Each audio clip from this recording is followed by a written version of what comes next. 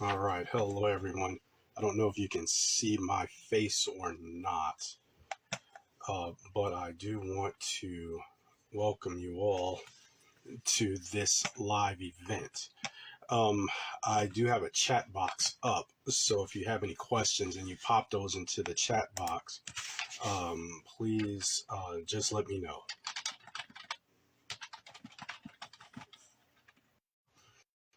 So I can try to catch as many people as possible for this presentation this evening.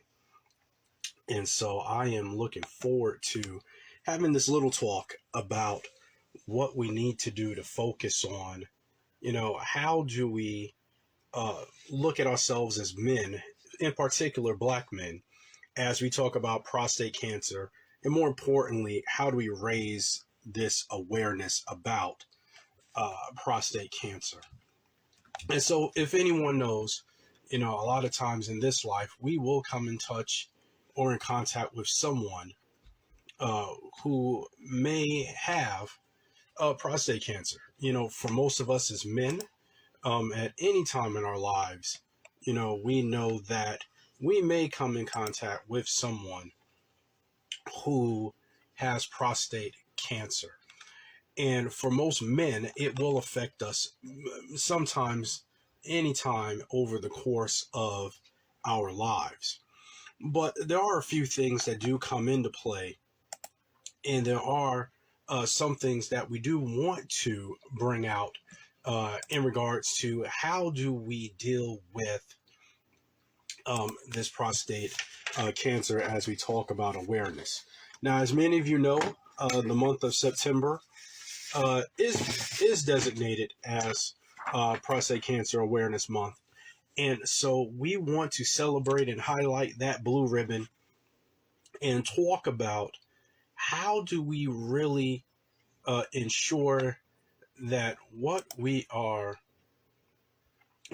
looking at is really going to set the stage for those things that we want to see. And so now, as we begin to move and as we begin to go forward and we talk about a lot of these issues, one thing that we do want to, I don't know if we want to say highlight, or one of the things that we do want to bring out is one, this thing called public health. Public health has a lot of fields. It has a lot of different varieties of careers.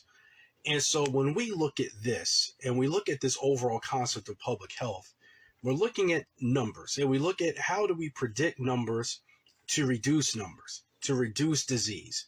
But this month, especially for us as black men, how do we better educate ourselves? How do we better put ourselves into positions where we can say, how do we help each other raise this awareness about prostate cancer? I personally know people who have suffered from prostate cancer, and I know that it is a battle. It is a journey. It is not an easy one. But I do know that it is something that if we are all in there together, we should be able to walk hand in hand, educate each other, and help each other along this path. And so now, as we are developing and as we are looking at all of these things that we know are important, there are a few things that we can do. We can sit down and have this, a long drawn out conversation and really have these big words and have all these things that might not put us in the right direction. But as I look back on my 20 years or so of working in this public health field and talking to people and communities and churches and seniors and youth about a lot of different health topics, minority health kind of sits with me simply because we die from diseases at astronomical rates, not because we don't know how and why, but it's because of the access, the education. But the bigger word that comes into it is the advocacy. And so today we're going to have a little talk, but we're going to look at three things as we talk about this today. One, let's talk about what this issue is, this prostate cancer. What is this? Why do we need this awareness? The other thing we're going to look at is why do we need to educate ourselves more about this issue? And the last thing we're going to talk about is how do we become better advocates for health? How do we become better advocates for health to help each other in this process? So, as I said earlier, the month of September is Prostate Cancer Awareness Month. And so for Black men, and for anyone that is out there, for the ladies that are out there that are listening, if you have a male or a man in your life and you care about them, then make sure that they are getting their prostates checked. Make sure they're taking these exams, because these are the exams that will ultimately can lend to saving their lives. And so when we look at Blacks and prostate cancer risk, this is what we're going to look at. 1 in 7 Black men will develop prostate cancer in their lifetime. But what's more alarming about that is they are 1.7 times more likely to be diagnosed when we're versus other racial and ethnic groups. Now, you might say, well, that's fine. We might, catch this in more ways, or we might be able to look at how this affects us even more. But one thing that also, comes to light is that we are 2.1 times more likely to die from prostate cancer than other ethnic groups. So this is where it becomes very much more endearing, because this is more than just saying, hey, you're going to get sick, or hey, we might catch this. But this is, we are getting diagnosed later, and then we are dying from this in even greater rates. So why does that even become more important? Well, that becomes even more important because when we look at these diagnoses for Black men, they are likely to be diagnosed in more advanced stages of this disease. So what that means for us is, one, if a Black male is to have prostate cancer or to have this diagnosis of having a problem with their prostate, by the time they are diagnosed, they will be in an advanced stage of this disease. And so by being in this advanced stage of disease, yes, it does make that treatment even more harder. But even more saddening and even more alarming, but even the reason why we need to have even greater advocacy is because of this.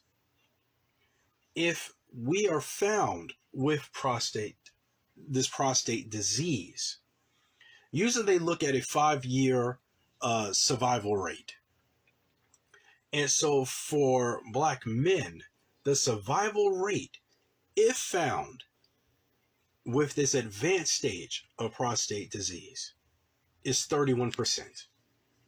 So that means in 5 years, we would only have a 30% chance of survival. However, if you are readily getting your prostate checked, there's almost a 100% chance of survival if caught early. And so what we're looking at is, why would we want to wait to be on that more advanced stage, to be more on this advanced side of prostate, of prostate cancer, or this prostate disease? Why would we want to be on that extreme? Well, it's because, how do we know our risk? And so for most Black men, there's some simple questions to ask. One, your age. Are you over the age of 50? Do you have a family history of prostate cancer? And are you Black? Being Black makes you at higher risk. But I want to jump back to the second question, your family history. And for most people, that question is a deep one. How much are you aware of your family's history when it comes to health? Well, some people might say, well, I don't know much, about, my family's health. Well, I don't know much about, what, my family background or family health is. And so it's important that we know our family history, especially when it comes to health, because we don't know how to do things, or how to treat things, or how to analyze things, or diagnose things without this knowledge. And so, yes, it does matter about family. Yes, even for us as Blacks, because what would happen is, if you have a history of prostate cancer and it's in your family, then you may not want to get tested at 50. For Blacks, they say start about 45. For some, they say even start younger. And so from a personal experience, I remember going to get my first exam, and so is it a little unnerving? Yeah, it is. But it is for my health. And so sometimes that uneasiness is what we must look at as we proceed and go forward. So there's some more questions that we have to ask when it comes to developing this sense of awareness for our Black men that are out there, and for those that have Black men in their lives. Do they have a primary care doctor? And if they do, how often do they go and see them? Because what happens is, if you do not go to the doctor, there is no way that you can figure out how your health is. So the second thing is looking at that age again. If you're 45 years old, have you gotten a prostate check? Have you spoken, or has your doctor even mentioned that you should be having your prostate checked? And so these are the conversations that we must have with our primary care physicians to ensure that we're getting the best and right information out there to protect our own health. And so as we look at these issues, as we look at these problems, that conversation with our doctor is so much more important, because when we don't have those conversations with our, doctors, they're not going sometimes to recommend those things. We may not know necessarily what it is that we're dealing with. We may not know necessarily how to address these issues. But we must be proactive in our approach. We owe it to ourselves. We owe it to our families. We owe it to anyone that is special in our lives to be able to focus in, and not just focus in on this one disease, but to make sure and maintain an optimum health. It is a whole body experience, is what we're looking for. And so the third question, that I had to ask was, what's your comfort with having a DRE? And a DRE is a digital rectal exam. So in order to check your prostate, you have to have that finger test. Your prostate is very small, but it serves as a very important piece of the male reproductive system. But that prostate check helps to see if it's enlarged. Then you'll have to go and do further testing. Have you had a PSA or a prostate screening, antigen test, where they draw blood to see? All of these things are important. This is the educational side of what we must do and what we should do if we're trying to maintain this optimum health, and especially trying to make sure that we are prostate healthy as well. And so what prevents us then from looking at some of these pictures when it comes to our prostate? One is our socioeconomic status. Some people feel that they can't afford to go to the doctor. How many of us have insurance? Once again, going back to how many of us have those doctors. And so these are the things that heighten that awareness. But at the same time, these are the things that should encourage us to not just be satisfied with that one little piece of what we are looking at. The other one is, how much do we trust, this medical system? How much do you trust this system? And, this dates back to our discussions, about the Tuskegee and how they were testing and using, as human guinea pigs. But we also want to discover that, yes, we must do our own individual homework to see what path is good for us, to understand which way that we might want to go. But then again, that's our feeling. And sometimes we have to say to ourselves, hey, bring a friend. Take someone with you that will be able to walk with you and carry you, or just to be that support system with you, to know that you're not walking alone. And so how many of us, may be having symptoms, and we often think about, it's just age because I got to go to the bathroom a lot, or I'm having a problem going to the bathroom, or I don't have as much strength, in, my stream, or I'm not, I see blood, or I have a lot of, these are reasons to go get checked. And we cannot be afraid to go and receive these checkups. So the educational side of this is not being afraid to talk about issues. It's not being afraid to say, yeah, I might have a problem, or give me some more information about this problem. Because the more education, the more knowledge that you can receive, the better that it is, not just for you, but also for someone else.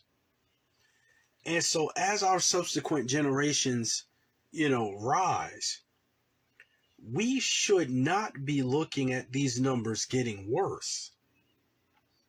We should see these numbers starting to improve. But if we're not seeing this improvement, then there is a problem. There is something that we must be looking at to see how do we get not just through these issues, but what is that weakness that prevents us from getting to where we need to be? Now, one glaring weakness is this. We know that as men, we don't like to have this perception of weakness.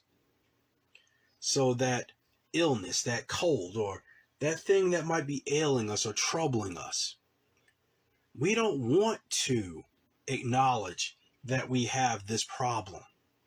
Because in some ways, we think that it deadens or prevents us from this machismo or this machoism that we have. To say, hey, if you're a real man, you don't have to worry about these things. But we do. Because this perceived weakness can lead to a certain death. And so what we have to really focus on is whether we want this to be something that can be cured or something that will lead to a casket. And that is the choice that we have to make. But we should not have that 31% 5-year survival rate or that 2 times more of dying because we're not getting checked and we're getting it diagnosed at a later date. But now that moves us to our advocacy. What do we have to do as men to support each other? What do we have to do for the people that are in our lives to help us with this issue? This is where that advocacy part comes in. And if I might for a moment, I remember when I was working with the Tennessee Department of Health, and I used to work in community health, also worked in communicable diseases. And I remember going in and talking with a community about prostate cancer and prostate cancer awareness.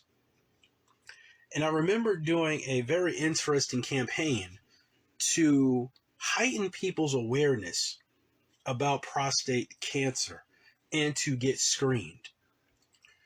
I partnered with a local hospital to do free PSA exams. And they had little vouchers that they could take and get a free screening. No questions asked, no cost out of their pocket. But where did we put them?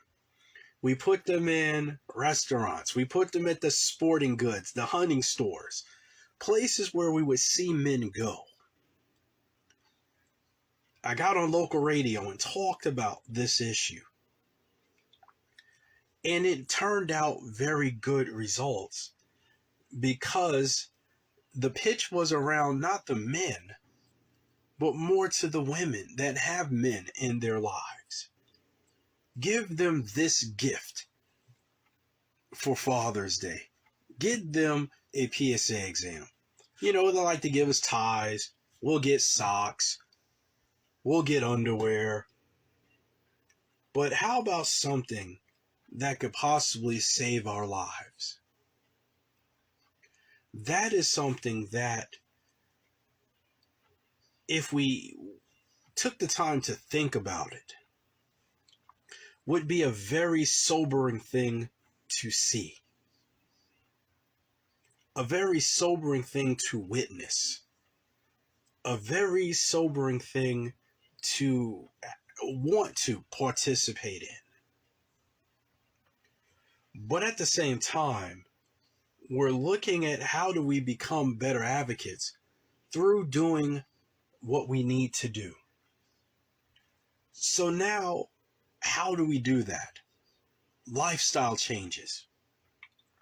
Maybe we need to modify our diets a little more, to eat more fruits and vegetables, to cut back more on the red meat. Maybe we need to exercise more.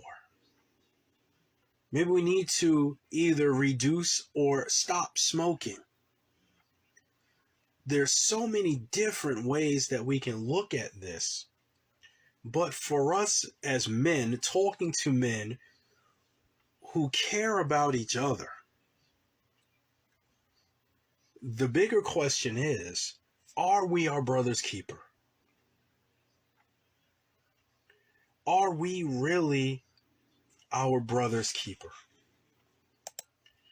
If that answer is yes, then we are doing the right thing. If that answer is no, then we have to figure out how we can do better. And what do we have to do better? And so now all of these things become our question. All of these things become our concern.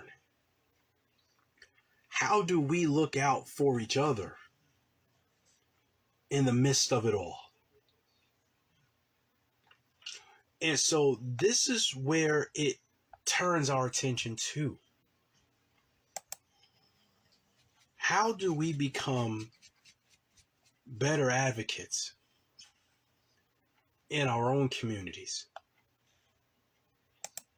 to embolden our health? And so the call is for community to come together, to create better projects, to create better programs, to put these programs or even activities in place to heighten that awareness. These are the issues that we look at. How do we partner with our local health departments to help share some of this news, to help us understand the risk? But all of this is a part of how we do things. It should be a good part of why we do things. But at the end of the day, it has to be in the goal, in the guise and the auspice of community,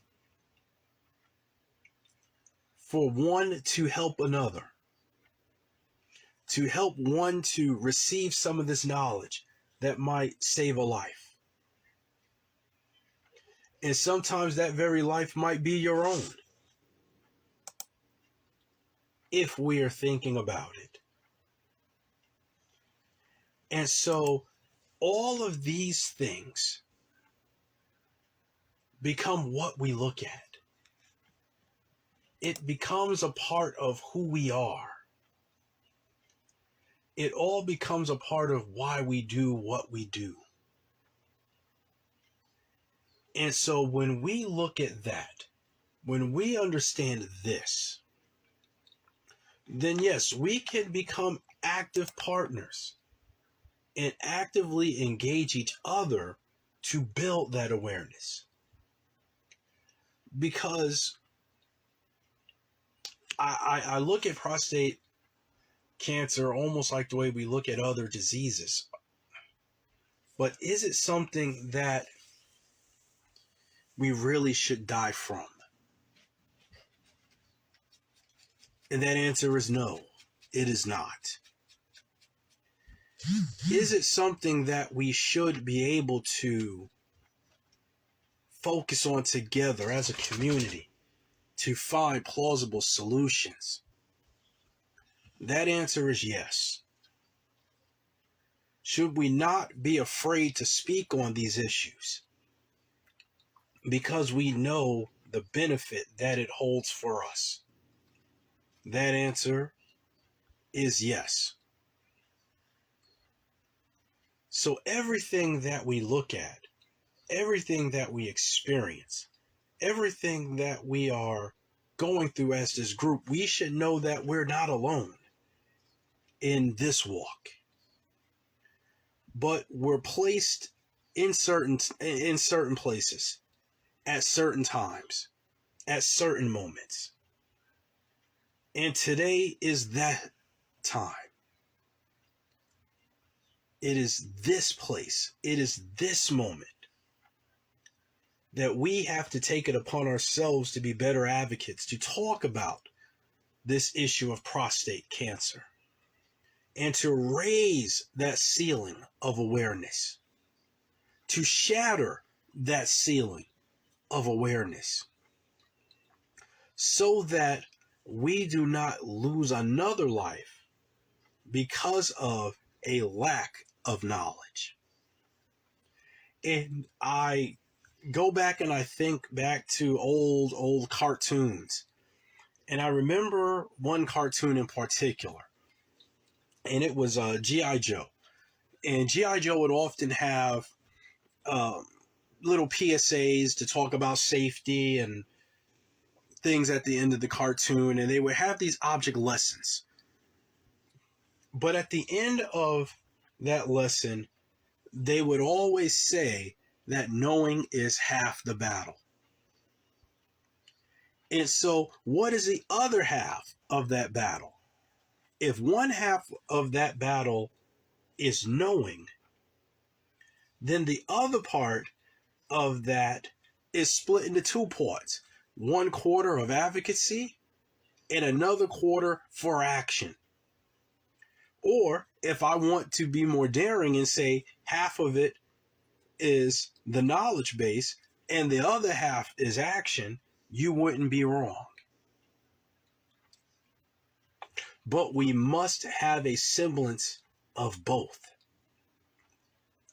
And so today is that day where we look at our brothers and we say, brother, I love you and I want you to live. This is what we have to do to our fellow brothers. We have to look at them and say, brother, I love you and I want you to live. Have you got checked out? Have you had your exam? This needs to be mentioned in church. It needs to be mentioned in school. It needs to be mentioned at work. Have you gotten checked? Not because we're prying, but because we must be better advocates for what we do. And so this highlights this whole conversation is looking at each other to say, I care about you enough to be an advocate for you, because I believe that even though we may be strangers,